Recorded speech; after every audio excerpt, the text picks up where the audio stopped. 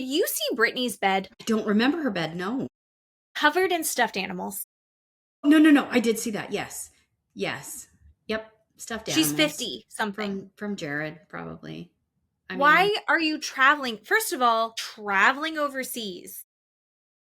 You're packing multiple stuffed animals. Yeah. She's ridiculous. Brittany doesn't have a hater, then I am dead. Mm-hmm. I just hate her. Mm-hmm. There was a while that she was a dingbat and it was funny. And at this point, I just hate everything about her as a person to the point that I can't even find her interesting. Yep. I agree. And her dress was ugly. Listener discretion advised. Adult language and mature content.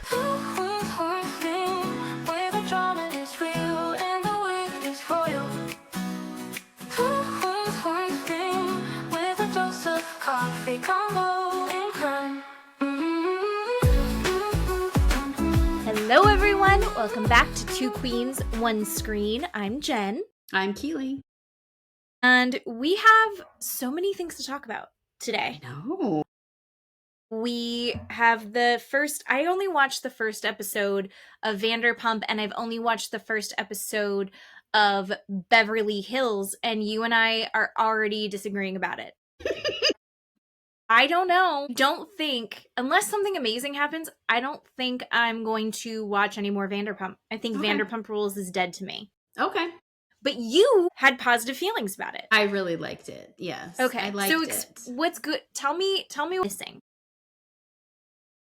I love Venus. I think he should be on his own show. I want to see him again somewhere, somehow, sometime. I think he can carry this entire thing. He was so just fun to watch, was friends with everybody, and I just liked him a lot. Here's the problem though. Now that you've said his name and I go, and the hair, the beautiful hair, and he's got a fun little attitude. Yes. But I forgot about him because of how much I disliked everyone else. No, I get that. Shane, the blonde guy he came in towards the end. He's trying to get with Natalie, but he's basically wants to have sex with every single woman out there as soon as possible. He had Adam vibes to me. Do you remember Sheena Shea and Adam? Adam's basically his best friend. She got him a penguin and an Apple Watch, I think. Yeah.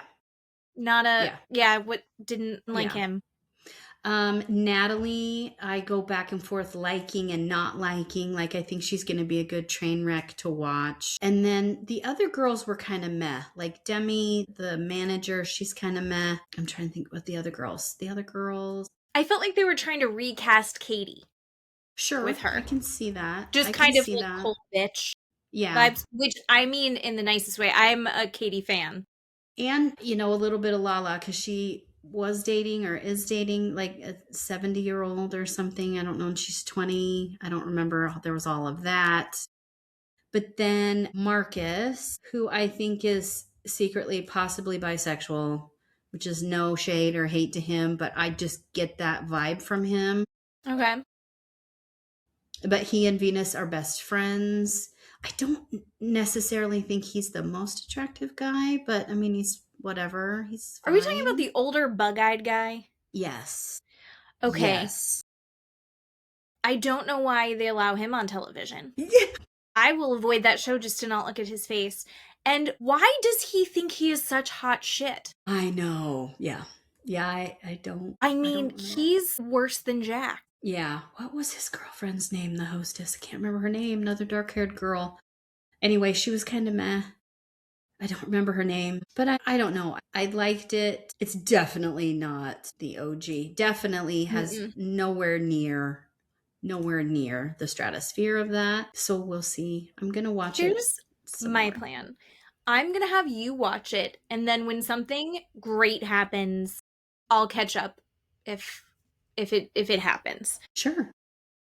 Beverly Hills, I just watched the premiere of that. I don't think we're too many episodes in. No, I think it's just the one. Tonight is the second, but we can't watch it until tomorrow because we don't have. We're on the Peacock. We don't have. Yeah. We don't watch live TV. Right. So I am thrilled that Rachel Zoe is on.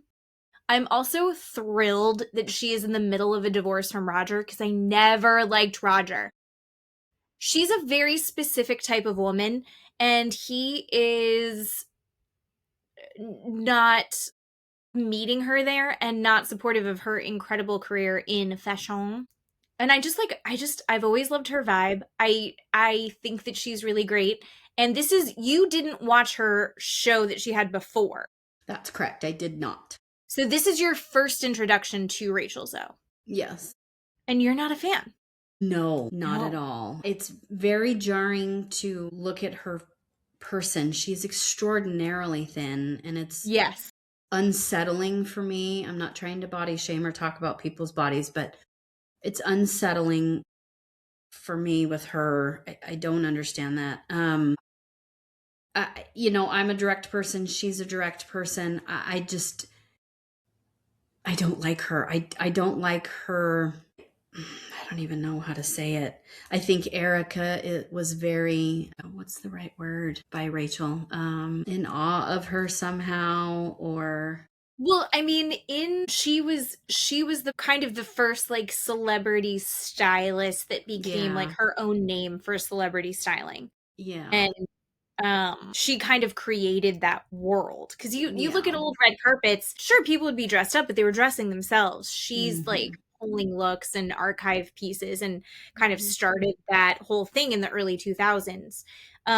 So I'm wondering if you're gonna warm up to her because she is super witty. Like she's funny.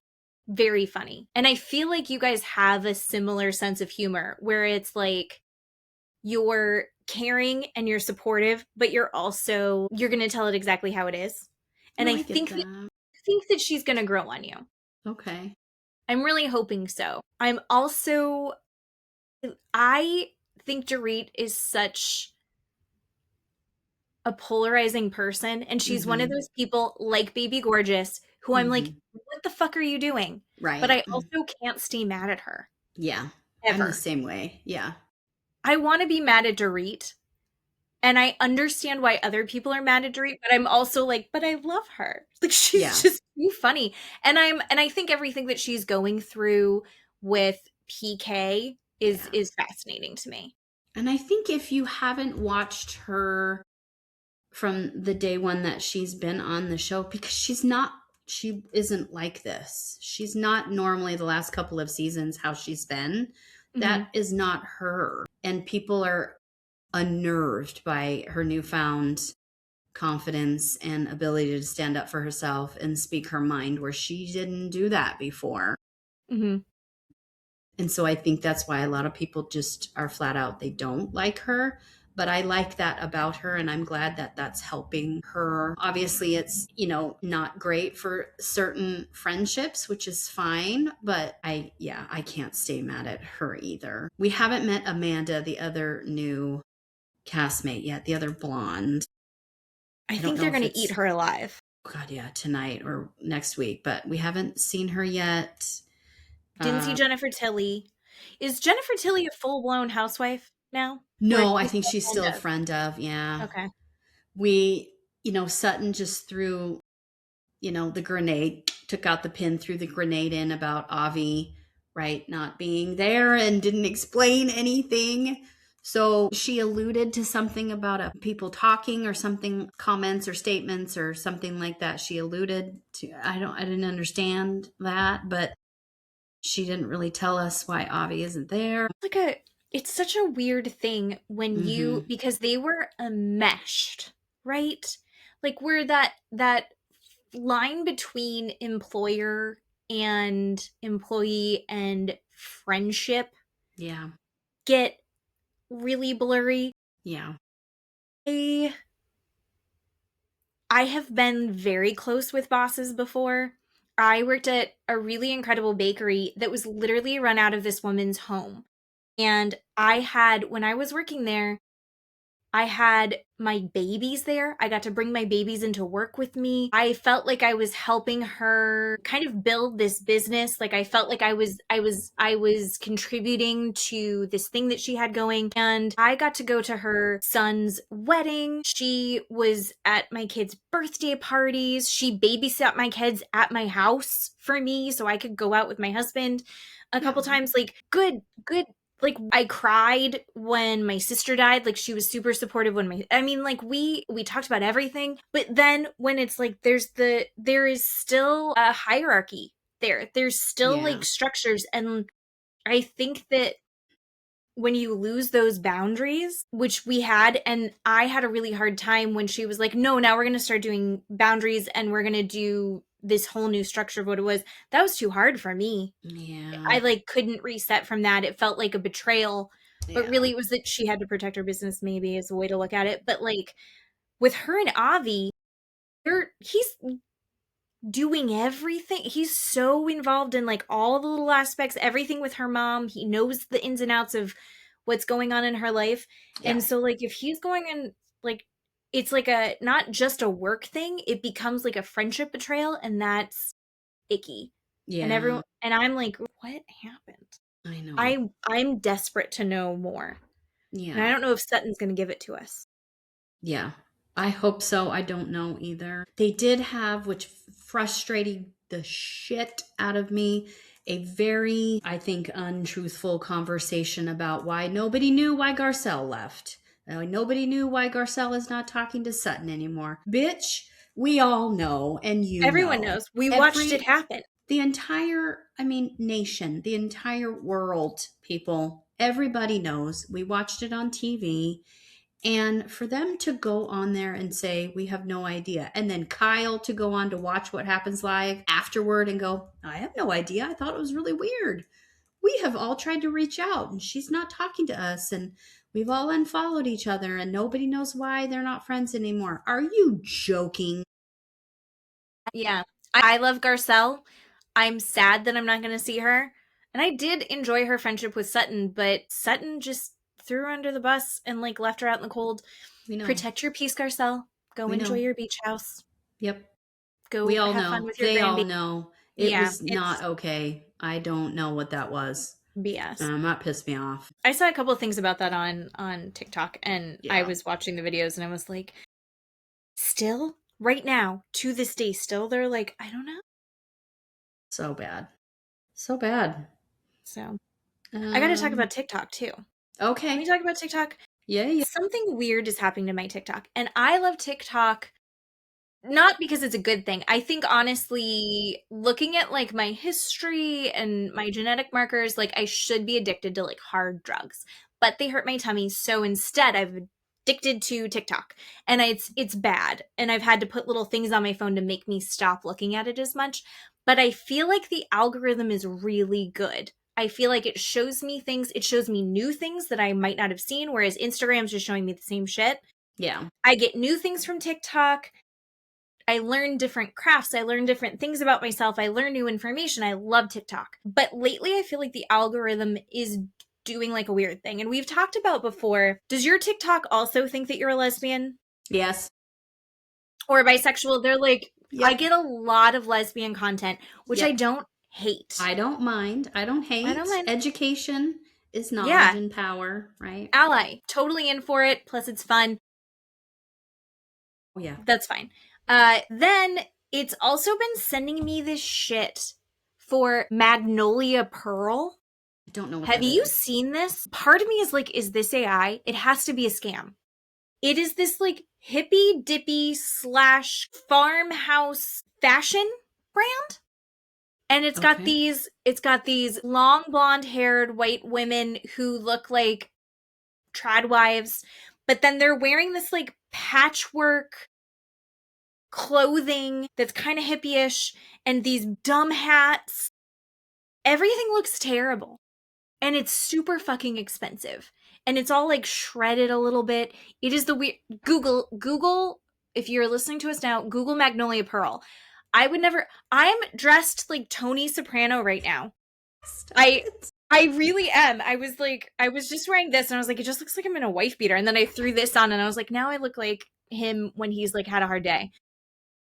I'm weekend Tony Soprano at home. I would never dress in this clothing. And it's like prairie meets acid trip. I don't understand Yuck. what's happening. It's like if you put pastel florals on the lead singer of Four Non Blondes. Shit. Nope. Is that what the band was called?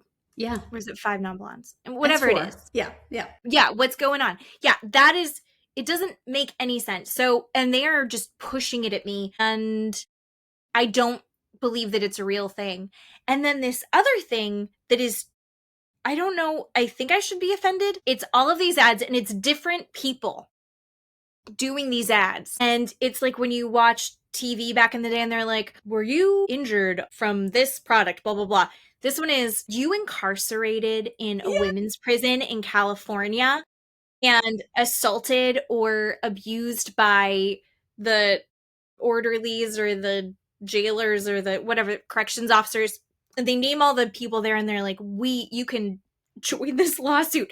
And it is getting sent to me. It's like 1 out of every 5 TikToks that I have are like, when you were in prison in California, did this happen to you? And I'm like, who said that I was in prison in California? TikTok is totally like, remember how you have that fraud case against you or whatever? And I'm like, no, I don't. TikTok is convinced that I am a hippie lesbian criminal. And I'm not.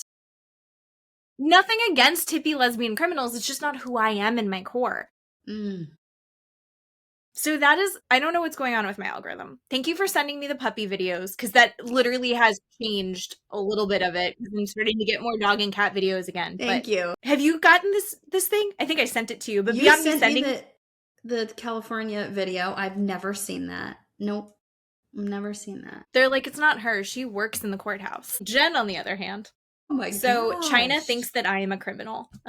God. Hurts me feelings. Well, I see so much lesbian content, I start dreaming that I'm a lesbian. I've told you that before. That I don't, which is, again, not altogether bad, but. No. Yeah, totally. Total ally. Yes. Love seeing it. Usually the videos are pretty funny. Yes. I don't like the ones where like really like done up lesbians are like singing to you, like flirting with you. Guys do these videos too. I used to get them for a little bit, and I'd send them to Matt. Matt's like, stop sending them to me. Yeah. But it's like people lip syncing and like doing their body rolls, like the fucking guys from 90 Day Fiance when they started making those. But there's also like, I get a lot of lesbians doing that. Okay. And they're not performing for me. I'm not their target audience, but TikTok thinks that I am. But anyway, I just needed to vent about that and get that off my chest. I'm sorry. That is frustrating. I don't know what's going on, what I've done. What's the wrong turn that I took on TikTok? All right, let's talk about, we've got a couple things, our big things tonight. The Real Housewives of Salt Lake City go to Greece. And then you have a true crime story time for us. Yep. Which was super good. I watched it today. Nice. All right, so let's talk about Greece, the Greece of it all. We didn't unfortunately get to see anybody take a drug test. So no one took a drug test. Nobody took a drug test that we saw on camera. And we just saw that, in the middle of everything, somehow Angie just says she's taking everybody to Greece. So yeah, so everyone's going to Greece. And then also we're all going to Greece and we're all on good terms. Everyone's best friends again. We're all fine. Everything, we've just... Apparently, Bronwyn's party clean slated it, and we're all good. Is how they all get on the plane together. And then they had, apparently it takes 2 days to get to Greece. And yet they're still all, other than Bronwyn, in full glam when they finally land and get dinner. Yeah. I found that startling. Yeah, agreed. I can't fly to Utah without having some mental breakdown and looking like I've, crawled out from underneath the bridge for the last week. So I mean, you saw me when I got to your house. I mean, from Thanksgiving. It's not pretty, and the smell is even worse. But yeah, so Angie is totally like, kumbaya, we are all best friends. I love you so much. Grease is incredible. And Grease does look incredible. Yeah. Holy I wanna fucking go shit. there. Angie has completely made up for how shitty the beginning of the season was. The camping. The camping in that camper. God. She has completely redeemed herself. This trip is, she says it's class A all the way. It is. It is fancy, fancy, fancy. Yeah. I mean, the villa that they're staying at, the views that they have, every meal is incredible. Angie did a really, really, really good job. Whit is in the background. So as we're all in kumbaya mode, we're actually not in kumbaya mode, but it's all like just under the surface. Yeah. So Whitney feels like Bronwyn has really betrayed her trust, which is bullshit. We said this last time. Lisa feels like after this Greece trip that Angie shouldn't be allowed to talk about Greece anymore. She's Greeked out. Which I laughed at. I thought that was funny. I was like, you know that this is just going to make it worse. Because now she feels like Greece connects you. Right. Fucked. And that's what even Angie's daughter, Electra, said, Mom, stop talking about Greece. But then we see her in Greece and you're like, this is why she talks about Greece all the time. I would be, if I got to go on those vacations, I'd be talking about it too. So speaking of how they looked after the flights, Angie is talking about how she got her ocular fat pads removed, that they like stick in the surgery. They like stick in, I'm trying to make it happen with the light. They stick like chopstick type things in and boop, boop, boop, and like chop it all up. Break up the fat. Break up the fat and then smooth it all out for you. Yep.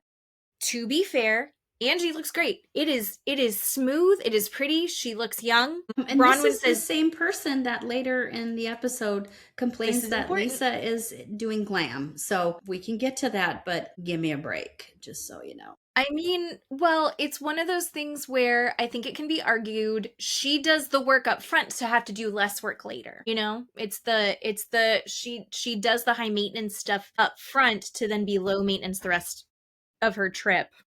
Is what I'm just devil's advocate there. Bronwyn says that hers look awful, and Bronwyn's, you can see hers. She's like, and they're gonna stay looking bad because I refuse to get that surgery. Mm-hmm. Meredith chimes in while they're chatting and says, you know, I do Botox. I like Botox, but I'm not into fillers.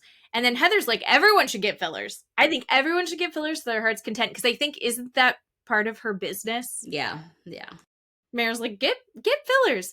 Listen, if I could afford those things, I would be that lion lady so fast. So fast, I would have every little single thing done. But I don't know. Well, would you do those things?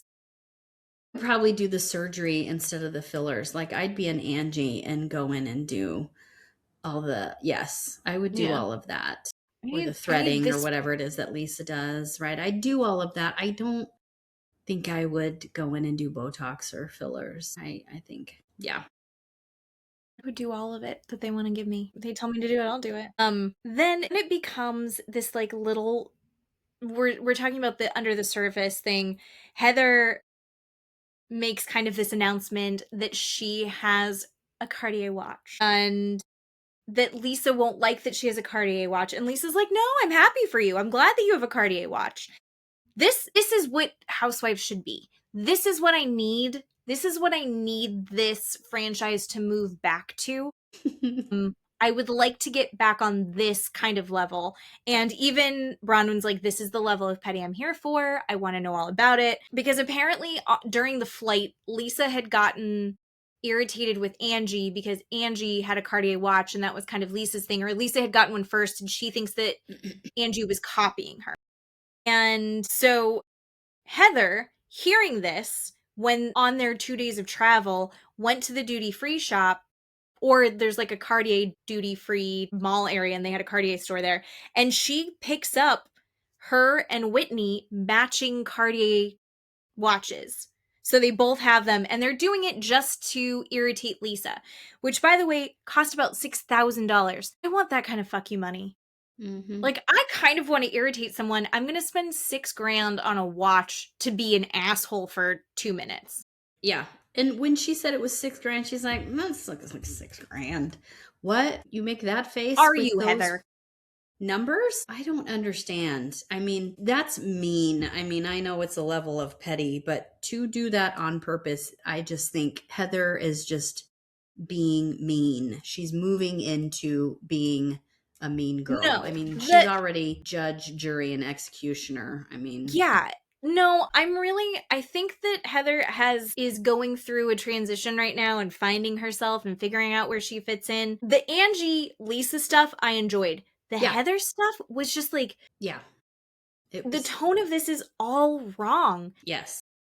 Because Heather used to be us, right? And now she's like really bought in on, I think, the fame that she's getting. And I mean, she's got her TV special on Yeah. Mormonism and she's put out Yeah. the books. And it's like, you're also doing the thing that you say that you hate about Lisa, where it's like, I do big things. And now, like, you have fuck you money. And I'm just disappointed because I liked when she was more relatable, and she's just actively becoming less and less relatable while also deciding that she's queen bee. And you're like, what are you?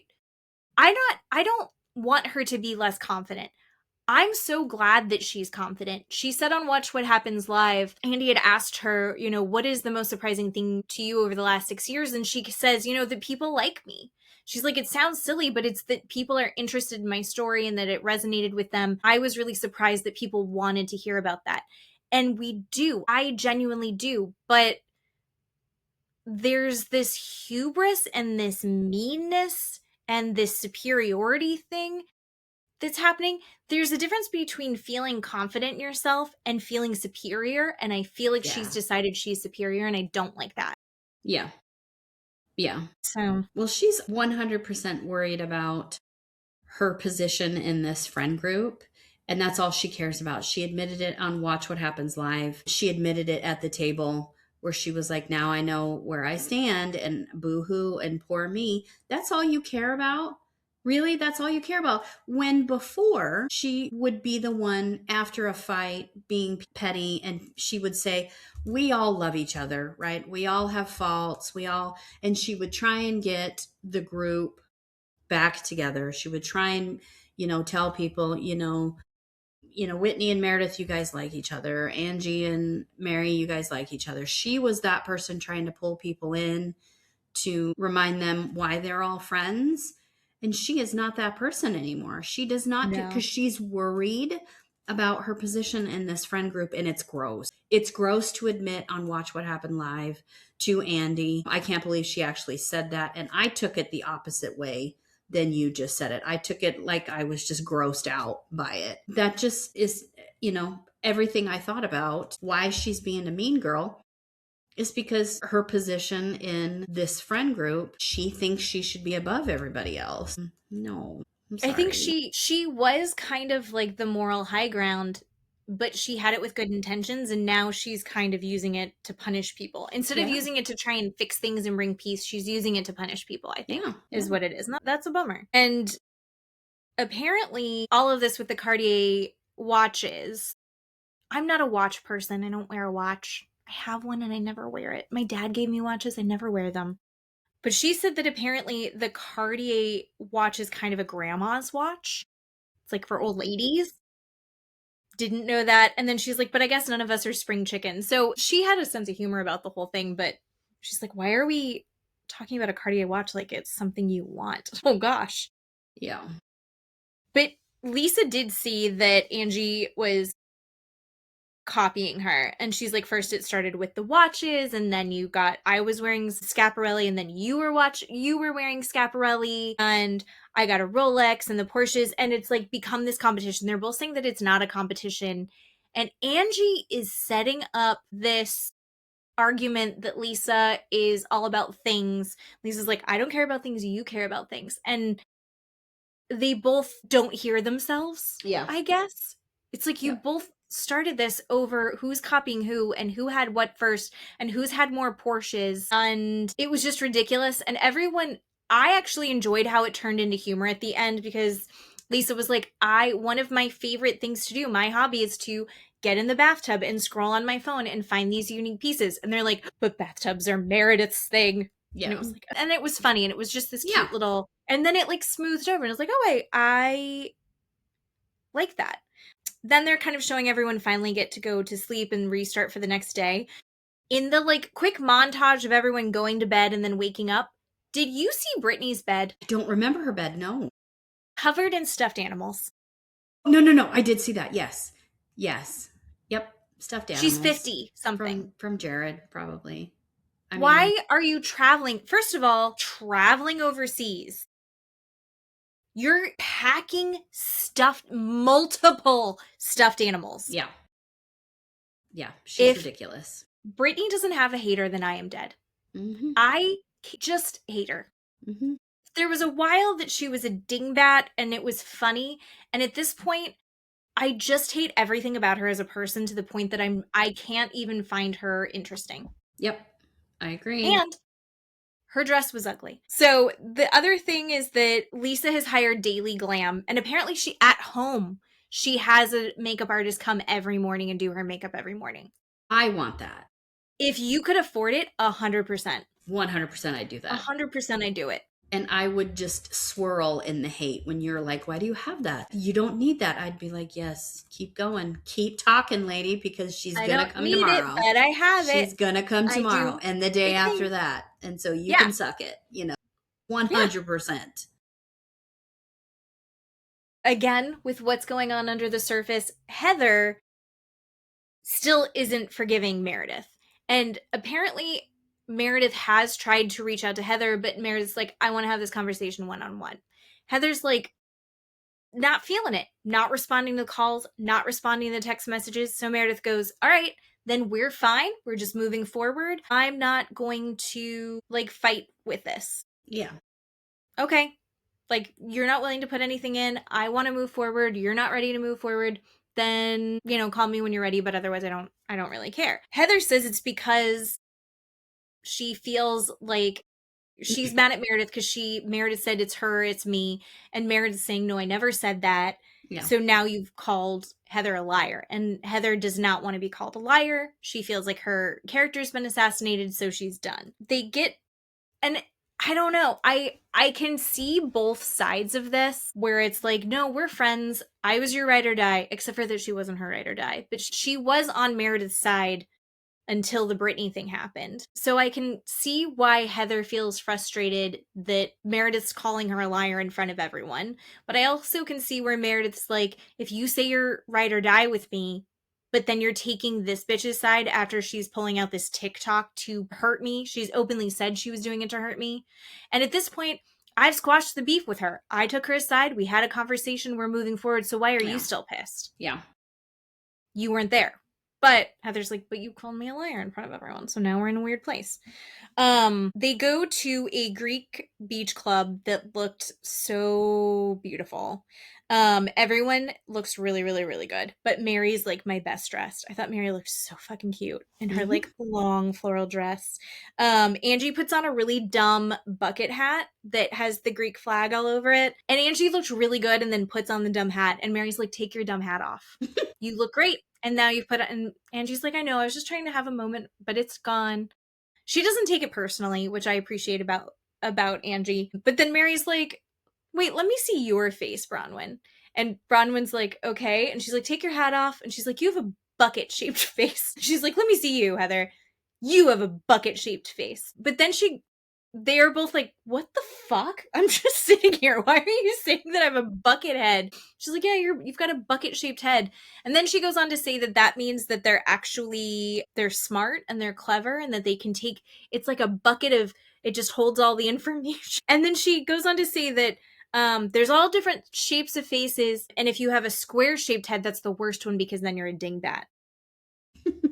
Which hurts me personally. I feel personally attacked by this because as I'm getting older, I am looking more and more like my father. And there is no one who is built more like a series of squares than my dad. My dad has a square head. He has a square body. Dad is squares. And now all I can see in the mirror now is my father. And I'm like, fuck. So So not only do I look like my dad, but also Mary looks at me and goes, "She's a dingbat. Look at her square head." So that hurt my feelings. What I used to have before I got old and I'm getting these jowls. I used to have a heart shaped face. You kind of You have a still heart have a shaped heart-shaped face. face. You still have a heart-shaped face. I know, Yes, you but look at do. these corners coming in. My God, heaven forbid. What am I talking about? Oh, so then they go to lunch and they start talking about the hot men in Greece. Heather saw a really hot guy on a little flamingo boat. And he was hot, and I think he was like, "What the fuck are all these women doing here?" And Angie turns to Bronwyn and says, "Are you planning on getting any phone numbers from hot Greek men while you're in Greece? I don't see a wedding ring. You're not wearing a wedding ring." And it is said in a playful tone, but I felt like that was shitty. I felt like it was like she's having weird issues with her husband right now. I don't know that teasing about it is the right approach to this at the time. And Bronwyn goes, "You're a fucking idiot" mode, right? I Well, don't know. Angie says about the open marriage, which I'm sorry, I don't know if I skipped an episode or I was dead or on drugs, but I'm sorry, but Bronwyn told all of that to Whitney in confidence. I don't believe anybody else was at that restaurant in that conversation. And how does now the entire table know that Bronwyn talked about an open relationship with her Which is, husband? yeah. And which is that exactly what Bronwyn did to Whitney, Hmm. supposedly? Yeah. And Sounds so like it to now me. Whitney's getting her back. Although Angie had also said that it had been a conversation that had been had openly at some point, which we don't know. But yeah, would we watch the conversation between Bronwyn and Todd? Todd was like, "No, I don't want to open the marriage. That's not what I want. I made a mistake, and I don't want to open up the marriage, and everything is fine going forward. We're just going to be married and not open at the end." But yeah, it's pointed out that she's not wearing her wedding ring. I wear my wedding band all the time, just like the Yeah. band. Yeah. But like other rings, I don't wear all the time. You don't wear your wedding ring all the time, No. but you did get a tattoo. I did get a tattoo, but I don't wear it all the time. And a tattoo doesn't necessarily mean anything, but I thought it was in such bad taste. And I really wanted her to call Whitney out. It made me feel gross. I got the ick. Bronwyn did, I think, the classy thing, which was the, "Are you okay?" She's like, "I think you took two and two and made five here, but okay, whatever." Like, she became very, like, above it all. And she's like, "This is shitty, and I thought we weren't talking about each other's marriages anymore, and why the fuck are you talking about this?" Yeah. She didn't say that, but that was definitely the Yeah. air of the whole thing. Yeah. And she's like, I don't know what you guys are talking about. I adore Todd. We're so happy." And Heather was like, "Are you happy? But are you happy?" And she's like, "Yes, we're happy. Yes, we're happy. And there's no drama in my house." And I was like, literally last episode, the last conversation we saw you have was, "What the fuck is going on?" And you said that you had asked him to leave. And they have this Mhm. whole like back and forth. You said you had asked him to leave. "Yes, but we're not separated. I just said he couldn't come home for a couple days. No drama in my house. We're very happy. I adore him." And you're like, okay, she's not ready to talk about it. And I think Meredith said something incredibly kind in that moment, which was like, "Hey, I've been there as well. Just a heads up. They're not going to let this go. Like, it's Yeah. going to come up again. Like, I see you. I support you. This will be coming up again. Yeah. Just so you know." And I think Meredith is the best person to have insight for Bronwyn in this. I felt badly for Bronwyn, but I was also like, you can't open up that much and then pretend like nothing happened.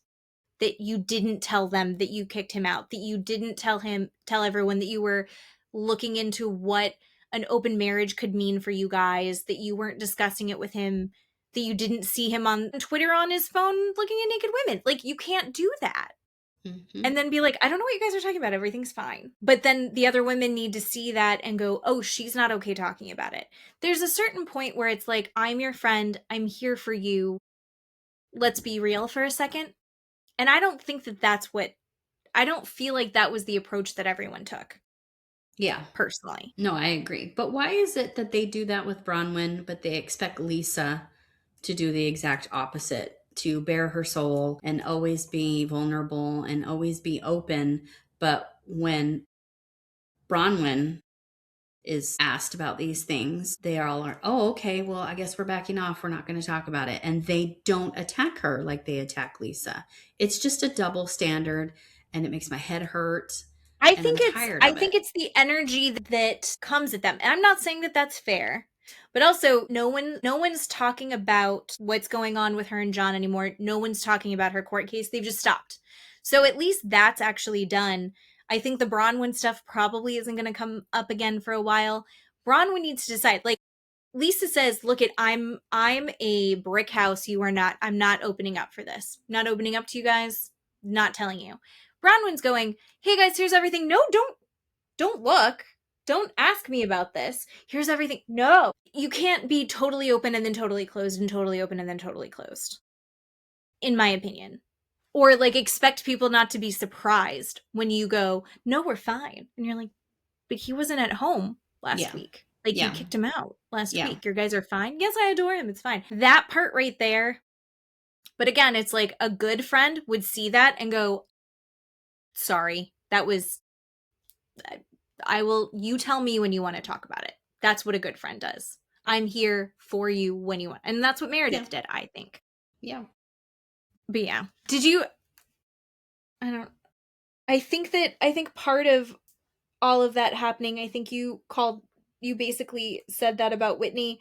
I think Whitney was trying to set her up to be in an uncomfortable position. Oh, yeah, me too. I completely agree with that. I totally agree. But I also had the thought that maybe she got in trouble by Todd for having that conversation with Whitney, saying, I want to find him a girl. And I would love to, say, yeah, I picked her out for him. And, that conversation felt authentic and genuine and like her true feelings.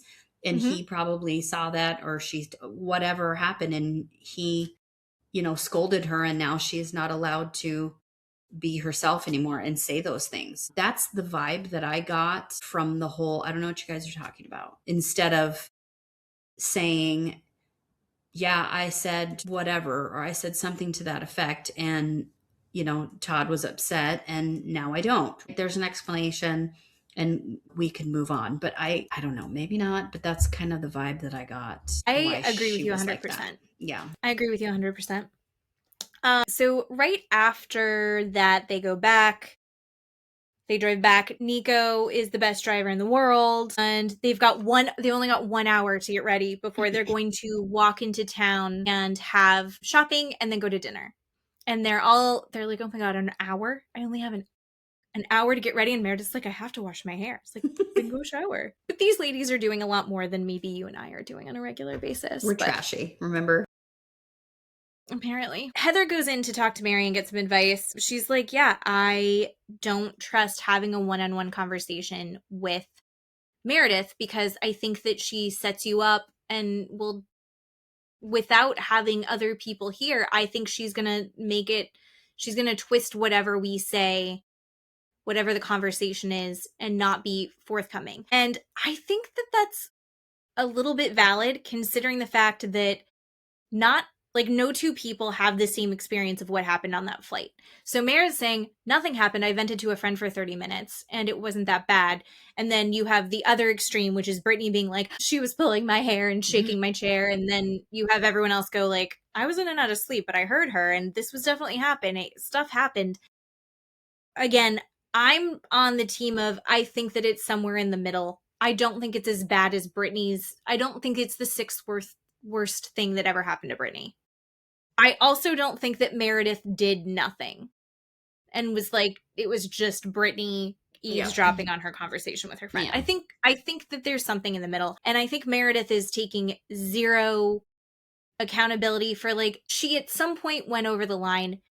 She went one-on-one with Brittany, squashed it, and was like, and so we're done. But I don't think she really was like, she's like, "I'm sorry for hurting your feelings." I don't think that she really, really apologized, but she did enough to smooth it over, and that's her prerogative. Mary tells Heather, "Hey, you need to be more direct with her." And Heather's like, "I was very direct with her at the Boston Tea Party, and she just called me a liar." So what's the point? Mm-hmm. And Mary's like, I don't understand what's wrong with these women. And I really want to know your perspective on this. She's like, I was raised to be direct and honest. And why can't the other women? It's like they care about other people's feelings. And she's like, oh my God, I can't believe I said that. I'm joking. But I think, I want to know what you think about that. Like, why is it so much harder for the other women than it is for someone like Mary? Like, why can't they be more direct? Because, like she said, they're worried about the other person's feelings, and you have to, in my mind, weigh what's more important. Is the other person and their feelings, how they're going to take it, their reaction, whatever else, more Mm-hmm. important than you saying whatever it is you need to say? And obviously, it bases on context and subject and all of those things, but there are times where you're like, well, this is not the right time or the day to say X. I'm going to say X next time. And this time I'm going to say Y. Most of the time I say X, regardless of what's going on, because in my mind, your reaction is your problem. Your reaction Mm-hmm. has to do with you and not me. Mm-hmm. That's just how it goes. If you have a problem with what I just said, your problem. It's not my problem. I didn't give you the problem. You now have the problem. Just like we talked about with triggers. My triggers are my problem, not yours to dance around and make sure I'm okay and blah, blah, blah, blah, blah, blah, blah. I don't have time for that. I don't have time Mm-hmm. for that. If I have a problem, I'm going to keep myself and take care of me. Mm-hmm. If I'm telling you something and being direct with you, there's a reason for that. And I'm putting myself over you telling you whatever this thing is that I need to tell you. Mm-hmm. I learned all of that from when like I said before, when my ex-husband divorced me. I was not this person Mm-hmm. before he divorced me. I was very submissive. I didn't talk out of line. My feelings were his feelings. My thoughts were his thoughts. That was it. And I thought he loved me because I loved him. Did you hear what I said? I thought he loved me because I loved him. It Mm-hmm. doesn't work like that. He didn't love me. And he didn't love me definitely because I loved him. It just made me a different person and made me think about me. Mm-hmm. I'm sorry, and not you. Again, context and subject matter, Sure, of course. but it's just about me. I'm sorry. Well, I think that that's like a super valid and honestly emotionally healthy thing. I think you can care about people, but also say, listen, I'm going to express myself in an honest and direct way. And that's probably the healthiest way to have those conversations, right? But, and I wrote keep sweet, like keep sweet culture, like Mormon culture, Mm-hmm. where like, and not my personal experience, but I'm wondering if this speaks to you in your experience of like the women in these cultures often are having to adapt to it's not what they think it's they're having to be submissive, they're having to follow and fall in line, and also when they are going to speak up they are constantly going, well, how is this going to be received, how do I say this in such a way that they can take it in the right way, and walking on eggshells and thinking about people like Bronwyn. So Bronwyn's not in the Mormon church anymore, but holy shit is she submissive to her husband and following in line and doing and like completely 180ing and changing her story about what a situation is with him after she's had a conversation with Mm-hmm. her friends versus him. Mm-hmm. And I think Heather is very much in that. I think she's in the process of breaking out of that, and that's why she feels so comfortable being like, you can't do that, you can't do this. And I think it's that like pendulum swing of like Mm-hmm. she was stuck over here and she's broken out of that and she's gone a little bit too far, and hopefully she can swing back and kind of like settle down a little bit. But that was kind of what I was seeing, because Mary was raised to be a strong independent leader of a woman, Mm-hmm. and a lot of these women were not raised to be that way. Even Yeah. Angie, who's boss Yeah. bitch. Angie was raised to be a good mother and to keep a home, and she's not really supposed to be like, as, I mean, she's Greek, she's loud, but she's not supposed to necessarily throw herself out there and rock the boat unless it's like bringing positivity to it. So that's kind of, and I think Whitney's exactly in the same boat as Heather. Yeah, that's just kind of the vibe I was getting. And Meredith's just like, I'm gonna do the least that I have to in this. I'm not gonna put myself out there. Yeah. I'm not gonna get involved.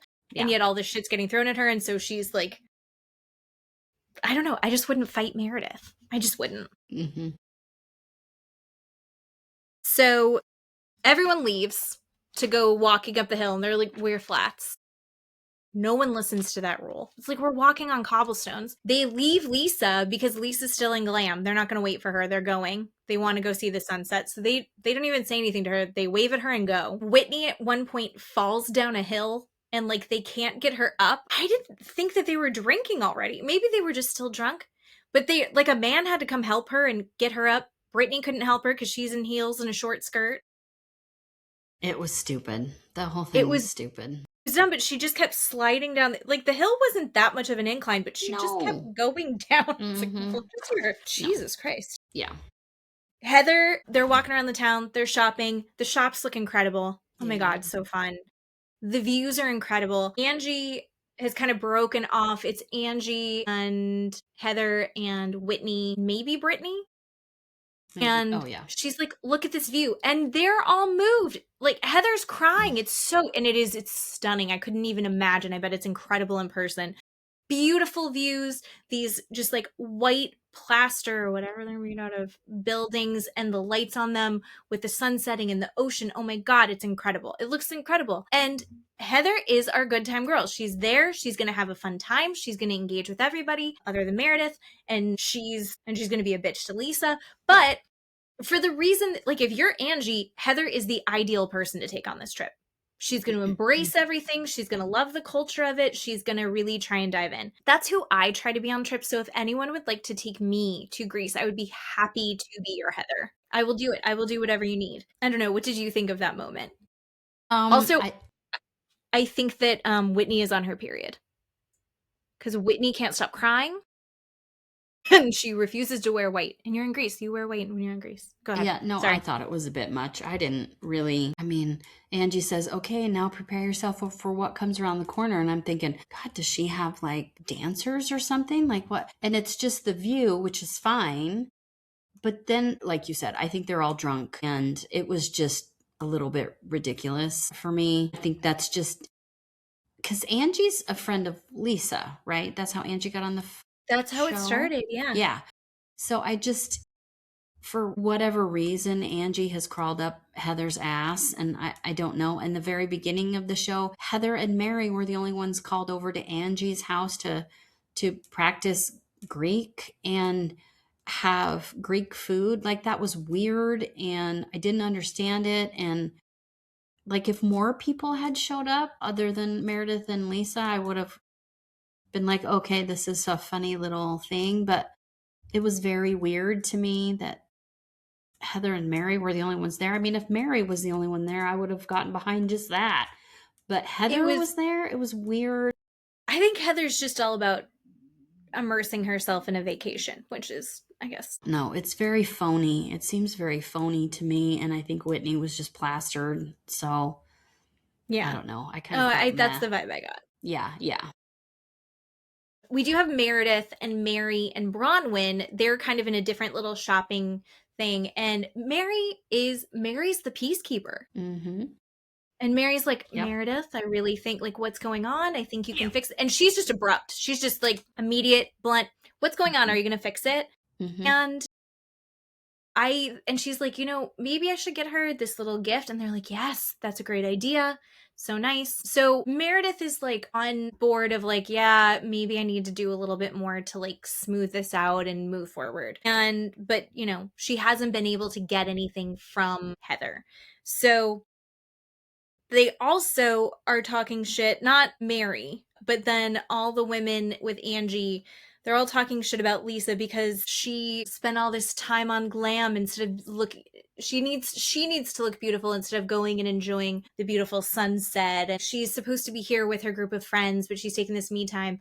And then you see Lisa, and Lisa apparently shows up like 2 to 3 hours late, but I think she probably got glam finished not that much longer because she's walking around in Santorini during the daytime before the sun had set, and Yep. she's just exploring and taking pictures and enjoying. I don't fault Lisa at all, because sometimes when you're on a group vacation, you just need a little time to yourself.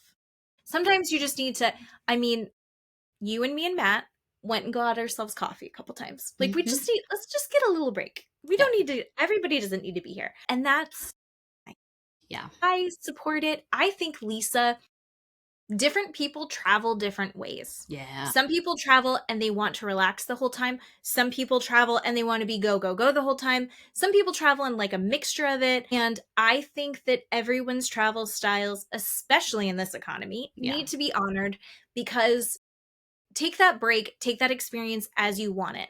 Yeah. Yep.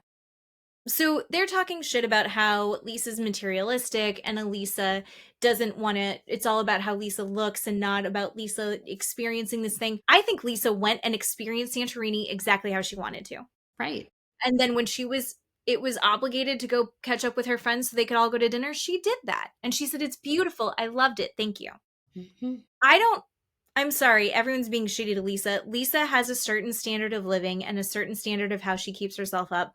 And if that's not how you do it, fine, that's how she's going to do it.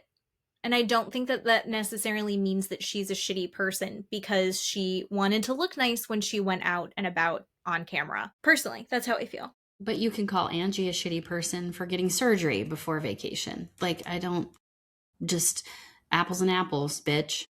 Right. Like I said before, it's the same thing. She actually had however many thousands of dollars worth of surgery before this trip, for this trip, to get ready for this trip. And Lisa is doing the exact same thing. It's just not having surgery. So I don't understand the difference.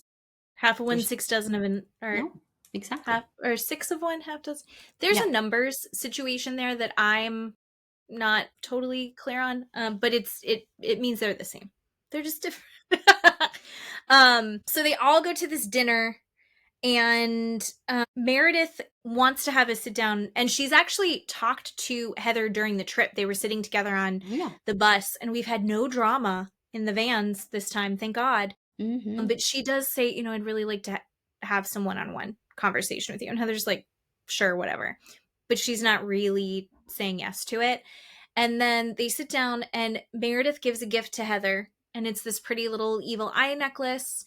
And she's like, oh, and she puts it on, and she's like, and Bronwyn's like, yeah, it's a peace offering. Bronwyn, or Mary, says it's a peace offering. And she's like, well, it's not going to work, but I'll take it. It's so pretty. Thank you.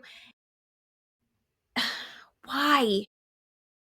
And so they just start to hash it out. And Meredith's like, I don't want to hash it out in a group setting. I want to have a conversation with you one-on-one. I understand why she doesn't want to do that, because she doesn't want everyone else to be able to chime in and start attacking her and screaming over her like Whitney starts doing. Yep. Heather doesn't want to do it one-on-one because she feels like she will be misrepresented after. That also has kind of happened, especially with the Meredith Brittany thing. I'm not on Brittany's side. I just don't think that Meredith really gave like a genuine apology and took accountability for whatever happened on the plane. Again, we still don't know whatever happened on the plane, but Brittany doesn't say anything, which I think is the correct thing. Keep your mouth shut. But in the confessional, she was like, yeah, I think that Meredith owes an apology to Whitney and Heather because she called them liars and said that they didn't know what they were talking about, and that sucks. Heather said that it's about Meredith's selective outrage. There's worse things that have been dropped into her lap that she's handled fine, but she didn't handle this fine. And she just wants her to be like, I'm sorry I did that. Whitney's chiming in and being like, look what you've done to all of us. This is all about what you did. And you're like, shut the fuck up, Whitney. Why? We're all fighting because of your actions. And you're like, and Lisa keeps stepping in for Meredith. Like, Meredith, I hope, is taking notes on this, because Lisa has jumped in for Meredith left and right. And she's like, yeah, but you're being mean for no reason, and it's as a show. And Heather's like, and she's like, that really is hurting my feelings. You're doing this and it's hurting my feelings. And I think Heather heard that and went, fuck, you're right. I think she was on her high horse. I think she had put herself up on a pedestal and was, yeah, you're right. And she does, I think she started to apologize. I think that her apology, Heather's apology to Lisa, was sincere, because Lisa was 100% right. She's like, I'm not doing shit to you, and you're coming after me for no reason. Heather's been a total fucking bitch to Lisa. Yeah. And at this point, why? Why are you being, Exactly. it's for no reason. You're sitting there and you're poking at her. Yeah. Which is what she's complaining about Meredith doing. Meredith's making little cutting remarks. All Heather's doing is doing these like slaps in the face. Look at, we got Cartier bracelets. Guess you're not so special. Fuck off. Why? Yeah. So Meredith is like, no, Brittany, didn't I already work this out with you? Brittany doesn't really say anything. And she's like, it should be over because the Brittany and I part is over. Yeah. And then Whitney's like, I don't think that you have a problem. I think that you are the problem right now. And that's a shitty, annoying thing to say. Whitney needs to shut the fuck up. But then Meredith, like, she refuses to acknowledge that anyone might have a little bit of a point. Like, she's so defensive that she's like, no. And she's totally shut down. And then she starts getting, like, deflecting. And she's like, everyone at this table has done things that are much worse. And it's like, that might be true. But we're not talking, we can talk about all of that. But what we're talking about right now is this one thing. And if she was just like, I shouldn't have behaved like that, and say it, be willing to say it in front of the group, I think that it would finally be over. She doesn't even have to say, like, I attacked Brittany physically. All she says is, like, I made choices that I wish I hadn't have made. It wasn't the right behavior. I have sorted out with Brittany and I have apologized. We're looking to move forward. Go forward. But she can't, because now she's in her defensiveness and deflection and refusal to take any notice of, like, maybe she did fuck up a little bit to the group. Now she's hurt Heather, called Heather a liar. Whitney's getting in on it for some reason as well. I don't totally understand. And so she's like stuck. She's cornered herself into this, which, like, I'm sorry, if that many people were telling me, you really fucked up, you were out of control, I would take 2 seconds and go, did I? Was I? And Meredith doesn't question herself at all. At least not in front of these women. Yeah. And maybe you have to be like that to stay strong, but Meredith isn't staying strong because we saw her unravel on the boat. So this whole thing sucks. So Meredith gets up and she walks away. Lisa chases after her. Lisa, being a really good friend. Lisa keeps saying, hey, let's all just be the friend that we want from each other. Like, show each other how we want that friendship to go.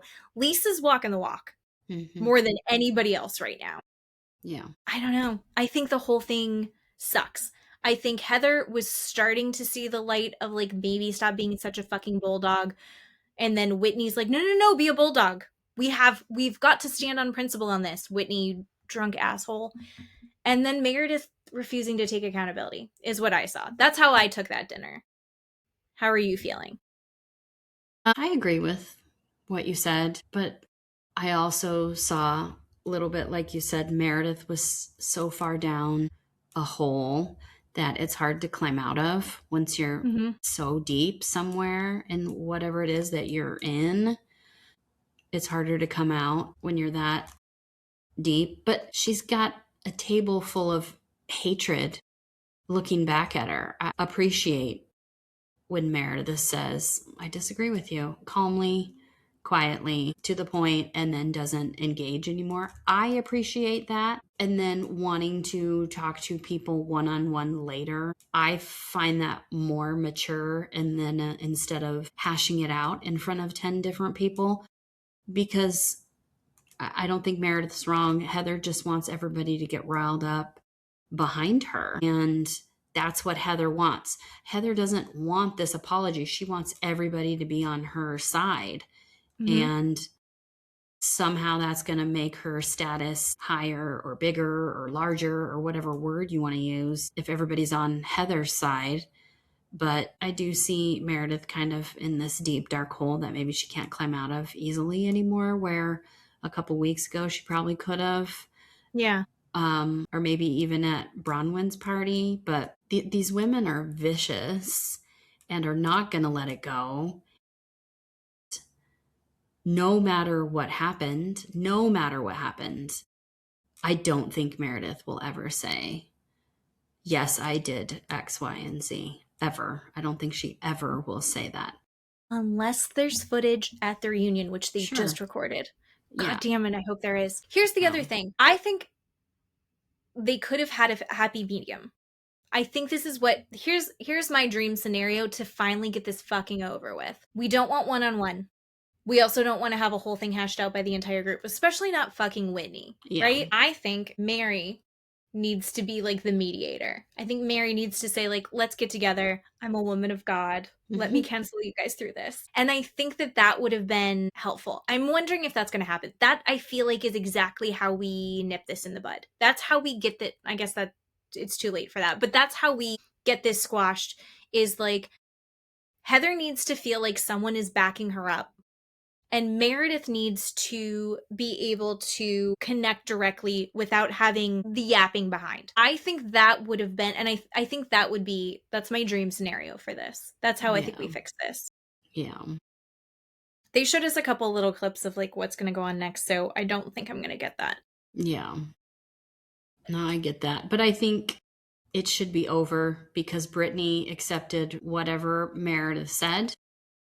Brittany accepted it and it's over.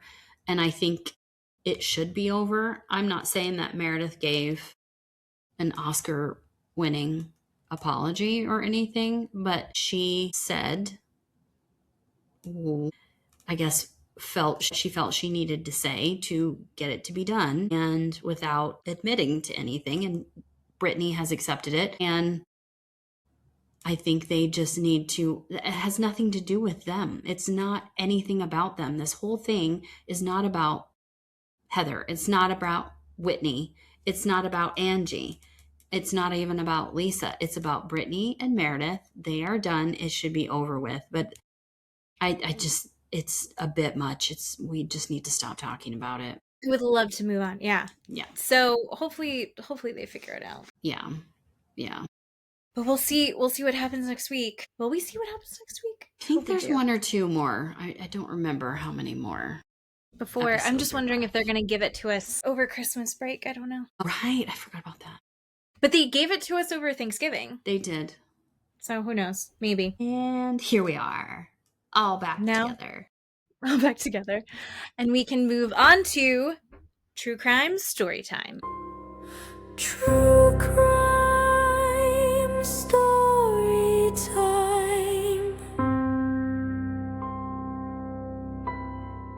Whispers in the dark. Truth leaves a mark. True Crime Storytime.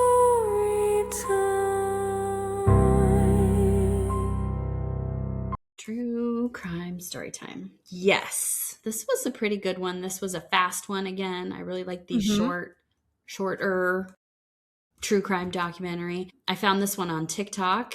Somebody had posted a clip about it, and I have never heard of this series at all. I didn't even know it existed. I'm a fan already. Like, if you see more of these that you like, I think that we should do it. Yeah. I like the format of this, and I like we've only seen one episode. I've only seen one episode. But I liked the direction that this documentary was more focused on the procedures, more about how they do the investigation, and then also giving you background on the victims. Yeah. And then the dark, dirty part of me was like, what the fuck? With the villain of this story. But I'll let you, because I want more of that, but also I don't.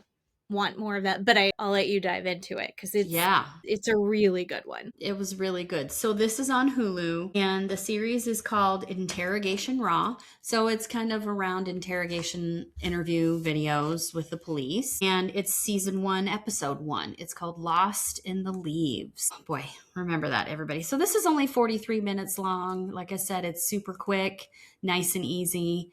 They get right into it, and this takes place in Mount Vernon, Ohio. Never been to Ohio. Don't know anything about Ohio. Or I know Columbus, Ohio. And that's about it. So pretty. Yeah. They kept showing the aerial shots of their town, and it was just like at fall, so it was just trees of every color. Yeah. And like it's really pretty. Yeah, this is Mount Vernon, Ohio. And this took place in 2010, this true crime. So like with every true crime, we start out with a 911 dispatch.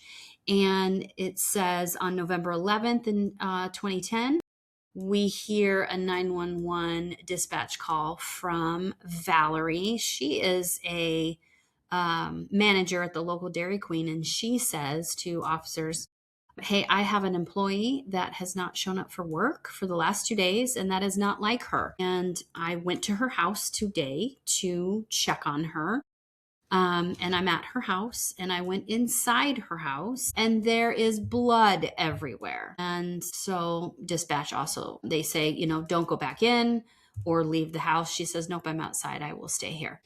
Tell us that this story is going to be about 32 years old, Tina Herman, her 2 kids, Sarah and Cody. Sarah's 13, Cody's 11, and Tina's friend Stephanie. But Tina and her kids live with Tina's boyfriend. So they all live in a house together.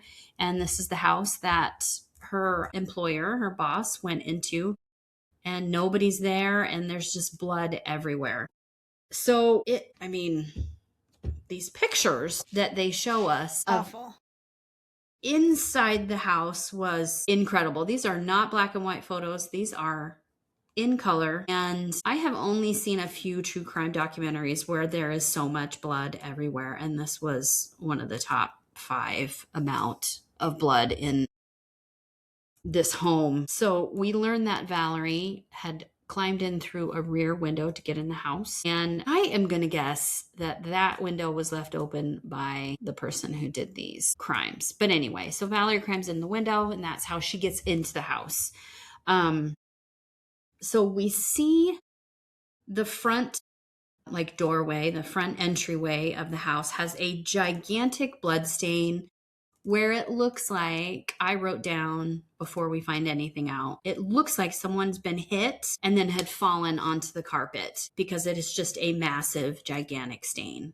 And then, yes, and then there's drag marks through the hallway into the bedrooms and then back into the bathroom. And the bathroom is the worst area in this house. It is just covered in blood. It looked like a horror movie, it looked like a college film horror movie. It looked like a joke.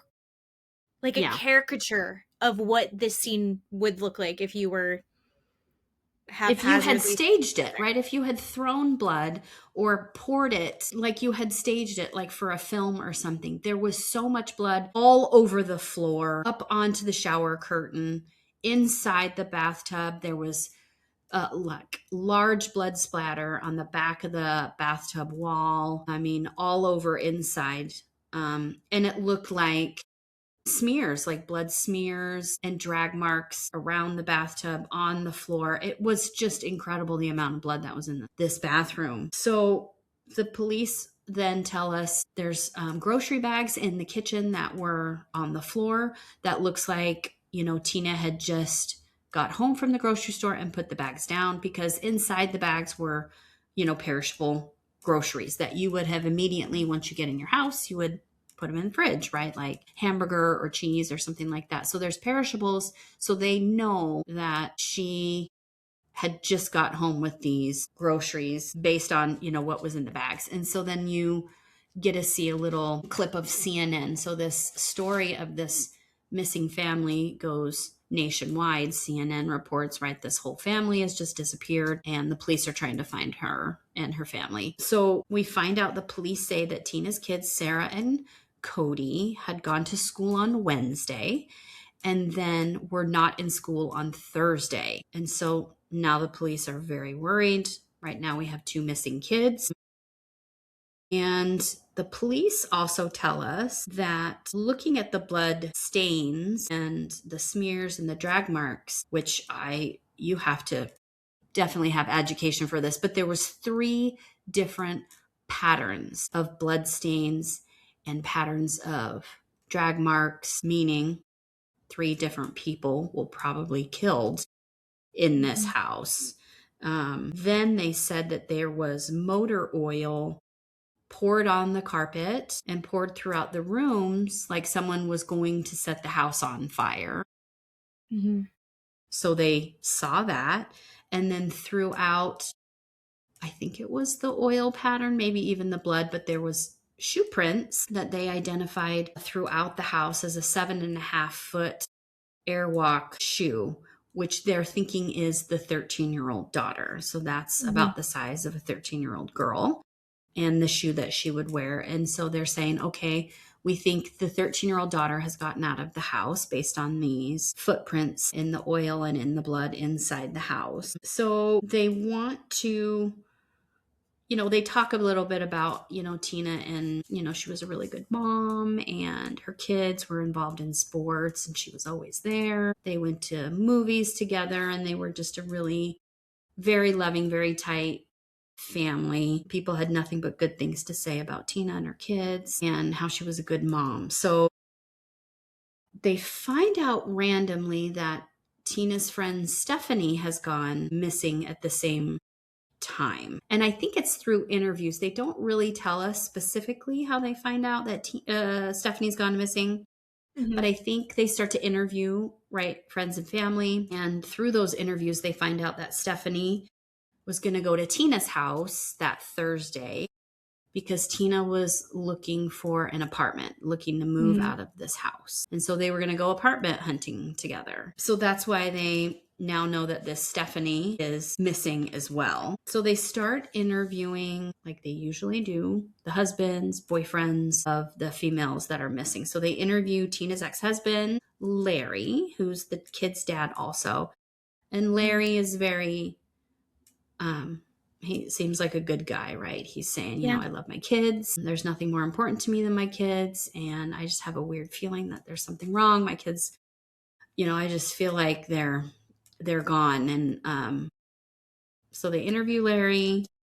Then they interview a couple of coworkers of Tina to find a timeline, like when the last time she was at work. Has anybody talked to her? And they interview a male friend of Stephanie's to get more of a timeline. He had talked to Stephanie on Tuesday and both Wednesday. And that's how I guess they knew that she was going to go over to Tina's house through this other gentleman that they had spoke to. Then they find out that Tina has a live-in boyfriend named Greg. And so they want to talk to Greg. And they're a little bit leery of Greg at first because Greg is nowhere to be found until the end of the day or the nighttime. I'm convinced it's Greg. Right. Convinced it's Greg. Right. They bring this guy in because he's not showing up trying to find out what's happening with the girlfriend and the kids that he lives with, which seems really suspect, right? They bring him in and talk to him, and they ask him, hey, we heard that Tina was looking for an apartment. And he was like, I don't know if she was or not. He was just kind of aloof and kind of, you're definitely getting this guy did it vibe. Yeah. And he's very open. He's like, we've been having problems. And he's like, I really care about these kids. I want to know if I can go looking. Can I go? And I didn't trust him for a second. Yeah. I was like, he did it. He definitely did it. Me too. He's like, I'm sleeping on a mattress in the front room, in the living room. Like, that's weird. I was like, oh, your girlfriend's trying to break up with you and now she's suddenly missing? Yeah. Weird, Greg. You don't know that she's looking for an apartment because you're on a mattress. It was just a weird thing. So he says, which I also was not a fan of. He says something to the effect of, I'm pretty sure she wanted to get back together with me. That's the feeling that I got, Mm-hmm. because she got jealous when I was leaving that day. Dude, is that what men think? That if we come off jealous, that we want to get back into a relationship with you? That was just a Or weird. if we're irritated with you, it's because we're jealous. Like, oh, he had, what Okay. was his Yeah. alibi was that he was going to go spend the night at a friend's house Yeah. because they're already not doing well. So he's Yeah. going to go spend the night at a friend's house and go golfing the next morning with a coworker. And so, like, yeah, if you've been in this household helping raise these kids for Yeah. the last several years, Yeah. and now everything's shitty, and you're going to go, you're not sleeping in the same room, and now you're not even going to sleep in the same house, and you had shared those, and she's like, ugh. That doesn't mean that she's jealous and that she wants I you. know, right? It gave me weirdo vibes. He said I left at 3:30 in the morning, which was weird too. Like, maybe he had a weird job. had a weird job, but he said I woke her up at 3:30 in the morning and she got pissed off at me, and so I know she wants to get back together with me. Bad. All of that was bad, Greg. Don't wake anyone up that early, ever. Yeah, like you said, he was going to work. He was going to go golfing. He was going to spend the night at a friend's house. They verified all of that. So Greg is out as a suspect, we find out. So they're like, okay, it's not Greg. After that, couple days or a day and a half of doing all those interviews, then the police say they go back to the house because they're still processing the house, and they find in the garage like a plastic grocery bag in the garage that has 2 tarps in it and large heavy duty black garbage bags in this grocery bag. And the name of the grocery store is on the outside of the bag. And so they're like, okay, we're going to go to that store, Walmart or whatever, and we're going to see if they can look through their surveillance tapes, see who bought these bags. And they showed a receipt, and I wasn't sure if they had the receipt in the bag or they found the receipt from the store. Yeah, it was in the bag, and so they were like, oh, this was bought around the same time, but not from the same grocery store. Yeah. So they do find the surveillance video of a gentleman buying these bags, the tarp and the grocery bags, and they can see his face. They watch on the video that he gets into a car and drives away, but they can't see the license plate on the car. But the security guard at this grocery store goes, yeah, I know what kind of car that is. That's a Toyota Yaris, and that's kind of a unique kind of a car to have apparently in Ohio. And so the police are like, let's just run everybody in this city that has this Toyota Yaris registered.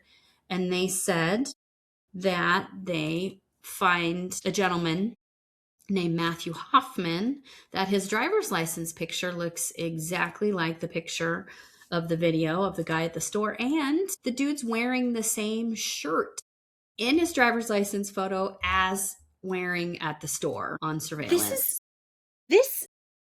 The fact that I think these police officers did, I mean, how often are we really giving credit to the police officers? Never. These police officers did this incredible job. In the garage, and the garage was like rickety looking, right? The house was a nice house, but the garage was like, the door was half on there. Yeah. And like, the house was in shambles, probably from the attacks, but also this is a single mom with 2 kids. So, and it's a good sized house. There's probably stuff everywhere. And they find a grocery bag that has these tarps and this receipt in it in the garage away from the other things. And they quickly put 2, like that quick. They're like 2 and 2 together. Somebody else may have brought this in because this is not the same store. But we can, at the very least, we can get a timeline on this because this, I can see on the receipt, it was bought at this time. I mean, that is exactly the kind of job you want the police officers to do, because that, in my mind, is a needle in a haystack. Well, and to do it so quickly the day after or a day and a half later, we never see that. Never. Mm-hmm. We've talked about these true crime stories going on for 20, 30 years and then never finding the person. But yeah, so they find Matthew Hoffman and they get a search warrant for his home. They bust down the door, and old Matty is sleeping on the couch in his living room. So they have him again, a miracle. They arrest him, take him into custody. And from here on out, I become violent just watching his interrogation interviews with this gentleman. I cannot. I love serial killer shows. I watch them on YouTube. We do this. I have never seen what this man does for days on end. So they bring him in, and they have two male officers in the room, and they're doing the whole thing like, how do you know these people? What's going on, right? He is not talking to them, like literally not even looking at them. He's got his eyes closed, his head down. He's not even acknowledging that he is even awake. Like they think the man is comatose. So they break away, and while they're in his home, the home is filled with leaves, people. Leaves from trees, like leaves. And I'm The not living talking room? Yeah. It's just the floor is covered in leaves. So that's weird. knee deep of leaves, at least knee deep. I mean, you can't see the floor. There's so many leaves in a gigantic pile. They go into another room.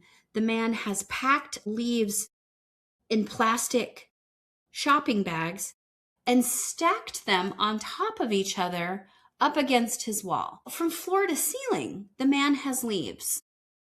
They're like, is this for Massive insulation? bags. What are we doing with these leaves? They're And it was everywhere. lined up kind of precisely. They're all filled to the same amount, lined up pretty precisely, kind of layered on top of each other, almost Yeah. like shingles, but they're not shingles, they're giant bags of leaves. It is so disturbing. It's so And weird. this is what I was saying. The dark part of me, mostly I love that this documentary is focused on the policing process and the interrogation process and how they thought this through and how they approached this. And it's amazing. They did not they go, yeah, he had a tree fetish. What? Right. And We just skip over that. He climbs What? a lot of trees. He likes trees a lot. I want to know everything about this. I also What? wish that I didn't know it existed. I gave it a Goog, and we wrote some stuff down. So it is actually called dendrophilia, also known as arborphilia. I get the whole arbor.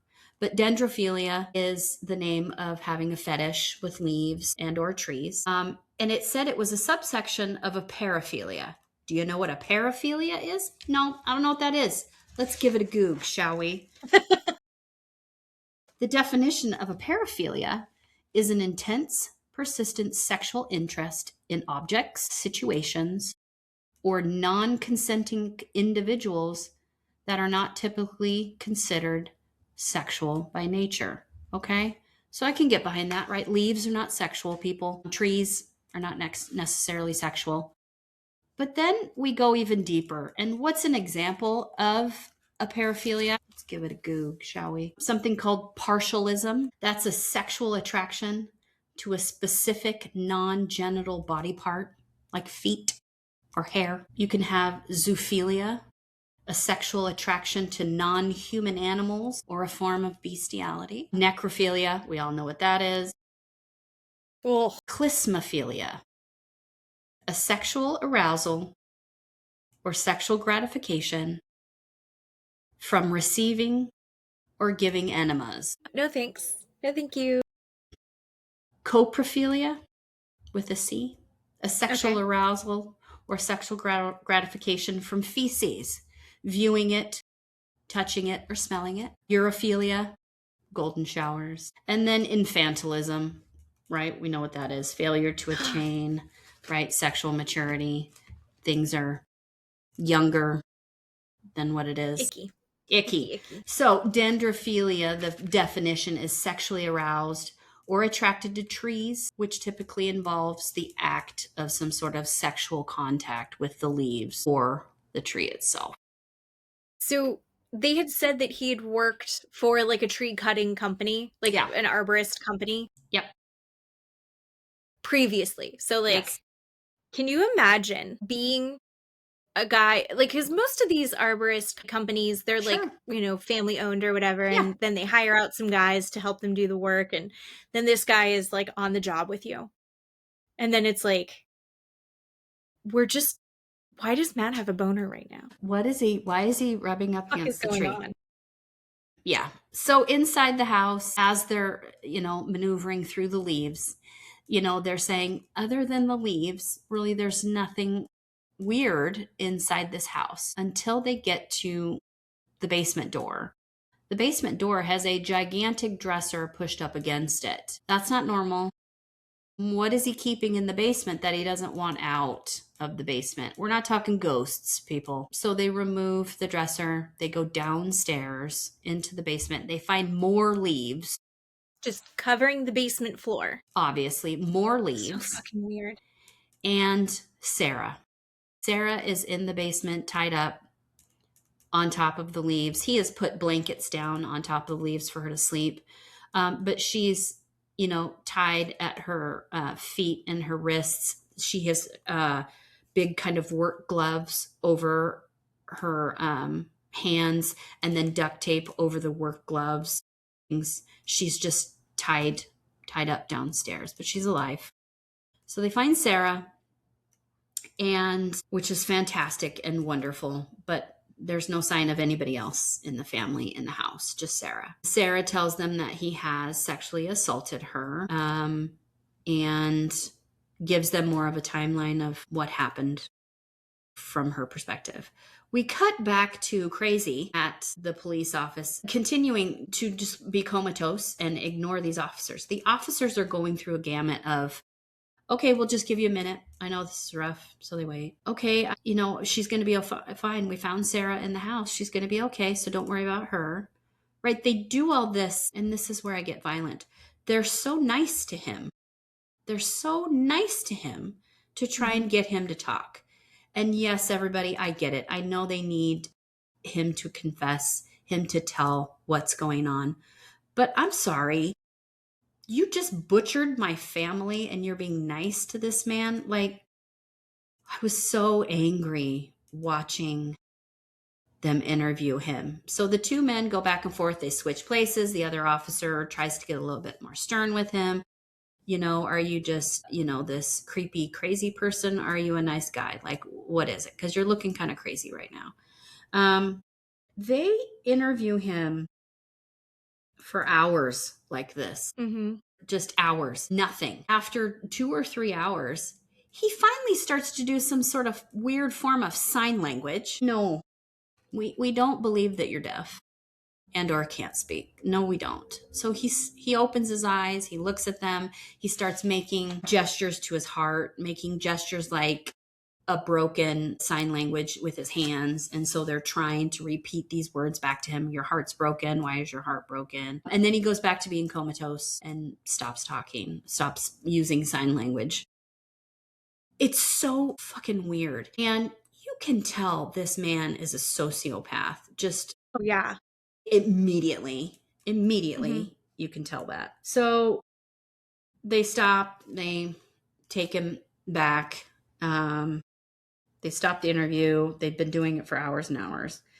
Right. The police start talking, how they have to really try and figure out a way to get him to talk because he's going to be appointed a public defender or get an attorney at some point. And, these attorneys don't want them talking to the police, which is true. And so they're on this, time crunch where they're running out of time and they know that. So the next day, they try something different. Another police officer from their criminal bureau of investigation, which is maybe a state FBI, I'm not quite sure. So this gentleman goes in and talks to him, and they say, I'm going to go in and talk to him because I talked to Sarah. I interviewed her. I know that he sexually assaulted her. I know that he allowed her to take a shower. I know he allowed her to have something to eat. And so he was trying to, quote unquote, take care of her. So I'm going to try and use this little girl idea in interviewing him. So he does. He goes in there and says things like that. I know you care about Sarah. I know you gave her a shower. If you didn't care about her, you wouldn't let her take a shower. You wouldn't let her eat. We know you cared about her. She's going to be fine, but we want to know what happened. She wants to know where her mom and her brother are. Can you tell us to be able to tell her?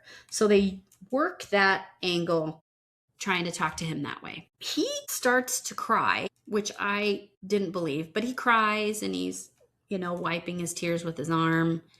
And he just woke up and this girl was here in his house and he didn't know how she got there. It was so disturbing. What? This is what we're going to do. We're going to go with, I have amnesia and I have no idea how she got there. So now he's playing this victim. Now he's the victim, right? Angled to the police. Yep. And he says, I figured I'd done something wrong because she's in my house and she's not normally living in my house. And you're just watching this go, this is the grossest thing I've ever heard. Like, it was so hard to watch. It was so hard to watch. He wouldn't just say it. And they're like begging for any information they can get from him. I really commend this police department because they're doing everything that they can, but they're following it. Yeah. The letter of the law. Yeah. Like, because you just want to take like a piece of wood and smack him in the side. He might like that actually. But you want to just like hurt him. You want to be like, just say everything, like shake him down, like Batman, right? Yeah. Like, where are they? Oh, yeah. And you can't, and they're not, and they are being so careful with their very limited amount of time to do this exactly by the letter, because if they did do something like rough him up or something, then everything could get thrown out, right? Then he could go walk free, and they want him to, or he could just never say anything. Yeah. So I don't know. I think that they did a really good job of taking all of those things into account. Yeah. So he's interviewing him. The FBI guy, Joe, is interviewing him for 5 hours. And he finally stops, tries to give him his card. And Matthew goes comatose again. He's playing this weird angle again. So then he leaves. And now it's Monday. Monday morning, they brought him in. And he is in suicide jail clothes instead of regular jail clothes. Which look like one of those chest protector vests and like this weird kind of, I don't know, lap thing that wraps around his waist. So he can't try and kill himself. He can't cut it up and he can't turn it into anything. So he doesn't have any clothes on underneath it. So he looks kind of different this time. So the police say, okay, well, he took this 13-year-old girl. He's assaulted her. Maybe he will talk to a female officer. So they bring in this female officer, Kristen, and, they have her put her hair in a ponytail, try and make her look a little bit younger and try and appease him that way, which is so gross. I can't even wrap my mind around. So she walks in and they've kind of reconstructed the room differently, where before they had a table between the police officers interviewing him and where he sat. This time they put the table all the way to the other end of the wall, and she and Matthew sat next to each other face to face and did the interview that way. So she says, he starts shivering uncontrollably, and because he's basically not wearing any clothes. So she brings in a coat, wraps him up in a coat and starts talking to him. And he immediately starts to cry again and says to her, I don't know who these other people are.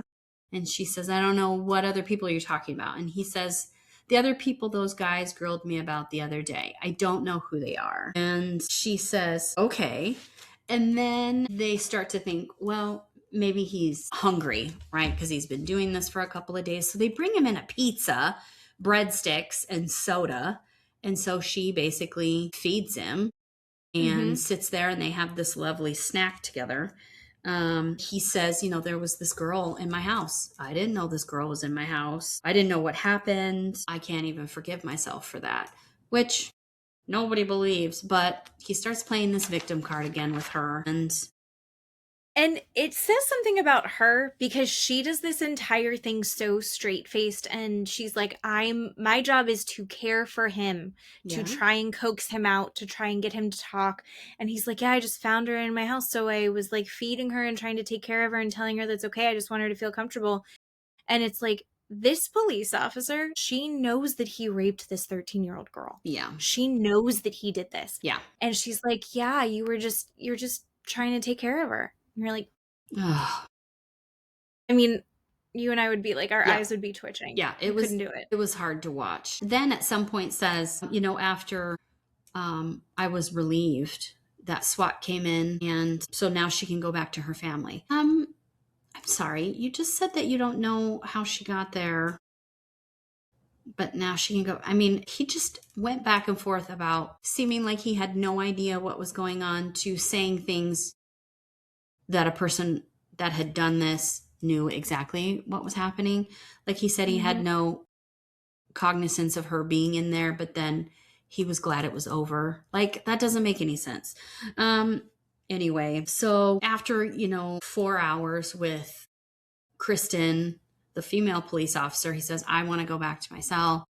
And they stop the interview for that day. The police know, again, that they're working on this timeline. And so the next day, he comes in and he's now wearing normal jail clothes, right? With kind of looks like scrubs, but he's got normal jail attire on. And it's in the morning and he's eating breakfast. And he's trying to have this nonchalant, very weird conversation. So Chris is in the room and then Joe, the FBI agent. So the two of them are in the room with him. And Matthew's like, is this, you guys just starting your day out? Sipping his coffee. It was very weird, again, to watch. And Joe especially says, after a day and a half ago, he was like comatose.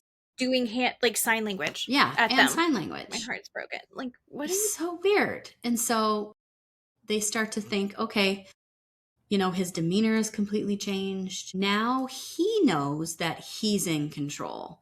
And so now he's comfortable with being in the room with them. And he doesn't have handcuffs on. He's not shackled to the floor. He is just free as a bird sitting in there with them.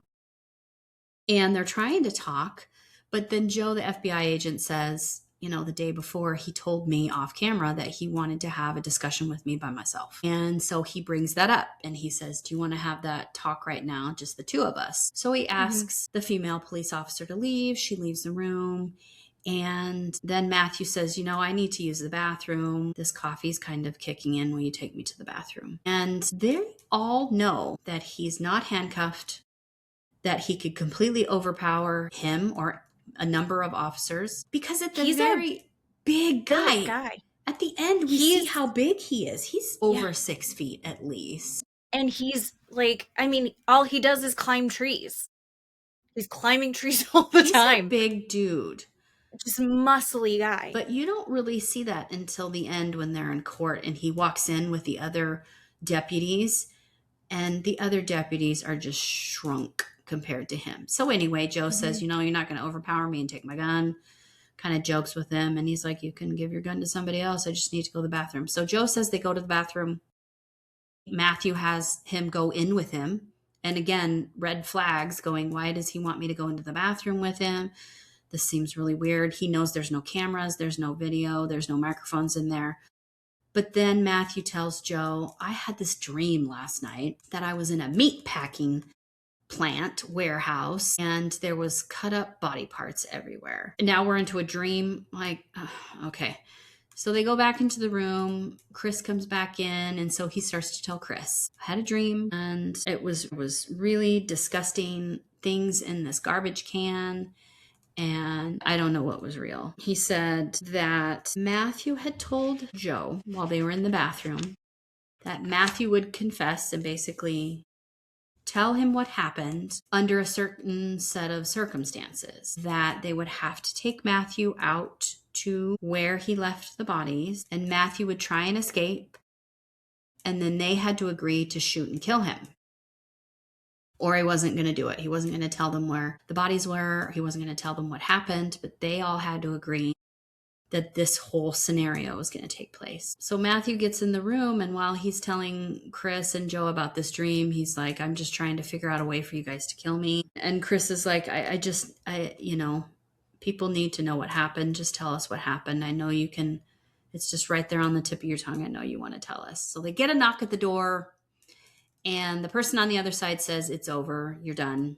His public defender is here and won't let you talk to him anymore. So they stop the interview and they can't talk to him anymore because he has an attorney, which is normal. The next day, the prosecutor and his public defender come to an agreement, a plea deal, that they take the death penalty off the table. Which he wanted to die yesterday. What the hell are they talking about? Right. Really weird. So they take the death penalty off the table. He's going to confess. He's going to tell them what happened and where the bodies are. Matthew writes this 10-page letter, this confession, explaining what happened. So he says the bodies are in the woods in this wildlife refuge inside a hollowed out tree. So they go to this wildlife refuge, and he says there's a large beech tree, and about 70 feet up, there's no branches anymore, but then about 7 feet from the ground, there's this large knot, and you can see inside the tree. So they go to this refuge, they find this tree, they look inside the hole, and they can see black garbage bags inside this tree. So they cut open the tree, and they show us pictures of them, doing that and looking inside the tree, and there's these big garbage bags inside the tree. He says in his letter, which is incredible, he climbed to the top of this tree with these garbage bags to be able to drop them down inside of it. How strong do you have to be to do that, first of all? I mean, it's bananas. It's bananas to me. And the fact that, okay, so this just goes back to his weird tree fetish. The fact that he knows where this specific tree is, it's like he staked out this tree for specifically this purpose. Yes. Or maybe he was climbing trees and went, you know what I could do with this tree? Because the tree was so big and so thick. And it's, like you said, 70 feet up in the air. He couldn't just drop it in a hole on the side of the tree. He had to climb up the tree with the bodies and then drop it down. It has a little teeny hole that they could look in, but the tree itself is so thick that they had taken the dogs through there, the cadaver dogs, and the dogs never marked on it. They couldn't sense because it was such a thick old tree. Yeah. He had to have known that. That is just incredible to me. So yeah, they find the bags. They have to open the bags to make sure the bodies are in there. And the police officers are like, it was the worst, most horrific thing. Nobody will ever forget that. So the bodies are in there. They don't show us, thank God, any of that, but they go through the bags. And then Matthew's confession says that he had just found the house the day before. He found the house the day before. He's still claiming that it was a home invasion for theft. He had staked out the house. He spent the night across the street in a sleeping bag watching the house. That is so freaking creepy. I can't. Anyway, he said he woke up the next morning. He saw Tina leave. He thought for work that she would be gone for a long time. And so he tried to go in through the front door. Front door was locked. But like you said, the garage was all rickety and the door hadn't come down all the way to the driveway, and it was just open a little bit, and he slid under the garage door. That's how he got into the house. He said that Tina came home unexpectedly. Like I said, he thought she was going to be at work all day. She came home, and he said he was going to hit her over the head and just knock her out, knock her unconscious. She wouldn't go unconscious. While attacking Tina and hitting her, I would guess repeatedly, Stephanie walks into the house. Stephanie is her friend that they're going to go apartment hunting that day. She walks in the house and catches him attacking Tina. He says he felt overwhelmed and out of control, so he starts stabbing Tina and Stephanie. So he's just stabbing them, killing them. He said, the kids come home from school early. And he attacks the children at the front door. And they don't really tell us. I don't want to know. but they imply that he killed Cody or attacked Cody first, the 11-year-old boy. And then Sarah's version was she saw him and ran to her room. So I'm going to guess while he was killing Cody, she ran to her room, locked herself in there. And Matthew said, it's a 13-year-old girl. I can completely subdue her and overpower her. There's no reason for me to kill her. I'm just going to take her. So basically, out of the kindness of his heart is why she's alive. He really thinks that he did something kind there. Yeah. Yep. Letting kill her. He's awful. He's awful. So he takes Sarah, and then he says he quote unquote processed the bodies in the bathtub. That is so horrific. That word is terrible. Processed the bodies in the bathtub, and then thought he would go to the gas station, buy some gasoline, and then burn the house down. But for whatever reason, that didn't happen. It didn't even look like. And he did it with motor oil instead. So like all the big puddles of blood in the house, where you could see something dark brown had been poured all over on top of it. Yeah. So they say that finally January in 2011. So he committed the murders in November. They went to sentencing in January. Again, I work in this system. It does not go this fast. Ever. So fast. Ever. So January, he pleads guilty. And like I said, we get to see him walking into the courtroom for his hearings, and he is a gigantic man. So the court accepts his pleas, that he gets sentenced on 3 counts of aggravated murder, kidnapping, and rape, and he's sentenced to life in prison without parole. They said that Sarah is doing much better now, that she has kids of her own and is going back to school. They don't tell us much about how Sarah was between right now and then. But they said that she's doing really good, and the police really feel really good about the job that they did, that they don't have any regrets about this case at all, which they shouldn't. And again, I never say anything nice about the police, ever.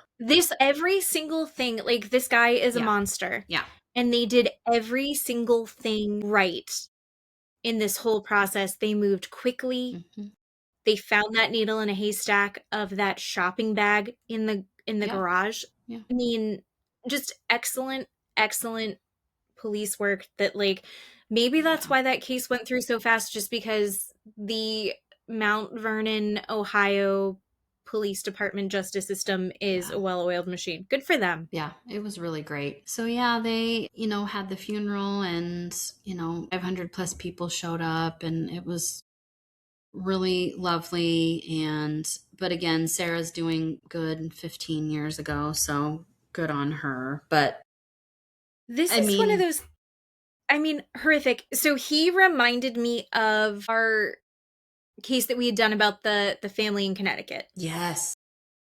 So he reminded me of like a dumb version of that guy. Yeah. Right? Yes. I think the other guy, really smart and thought through things a little bit differently, but had the same compulsions to be a thief and then also attack young girls. And I think that this goes to say what you had said before, which is like, he didn't have any violent crimes. He has this history of breaking and entering. He has this history of theft, and he's had 18 charges for this. Yeah. And he's been to jail a million times, but he doesn't have any violent crime. It's like, well, it escalates. Right. That guy knew how to break into a house. That guy was waiting. That was the same thing that happened in the other case. Yep. So if they have this history of breaking and entering and staking out houses, there's a pattern there. Yeah. And it escalates. Yeah. And it's terrifying and gross. Yeah. So. Yeah. Again, we learned a lot. Fetish of leaves and other disorders, which were fun to Google. And again, let me just tell you. I really appreciated how they approached this documentary. Again, looking at the process, looking at the police work, and not necessarily going into that dark part of us that's like looking for the icky details. And they're like, this is how we interrogated them, and this is how we solved this crime. So, right. I actually really appreciated Yeah. that. And I thought that I was did very too. cool. Even No, it was though great. the crime scene photos were some of the worst I think I've ever seen. Me too. Yeah. It was terrible. But they didn't get into like a lot of these documentaries where they're 3-4 episodes long or 3 hours long, where they talk about the offender's history and how they grew up. And, I don't need to know about No. Matthew Hoffman's childhood. No, because we're fuck good. that guy. Yeah. Do not give a shit. Right. Yeah. So Yeah.